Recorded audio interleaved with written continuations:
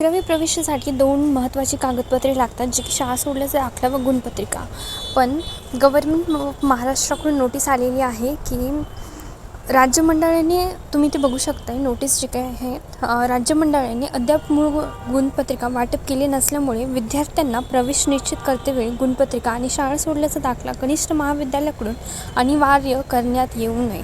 अर्थात तुमच्याकडे आता सध्या गुणपत्रिका व शाळा सोडल्याचा दाखला नाही आहे, तरीही तुमचं ॲडमिशन प्रोसेस होणार आणि जेव्हा तुम्हाला ते तुमच्याकडे ते अवेलेबल होईल तर तुम्ही ते नंतर सबमिट करणं हे मॅन्डेटरी आहे. पण सध्या तुमची प्रोसेस कंटिन्यू होईल. ते डॉक्युमेंट्स नसल्यामुळे तुम्हाला कोणतेही अडचण सध्या तर येणार नाही.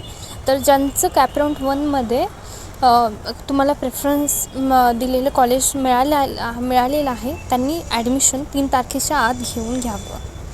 धन्यवाद.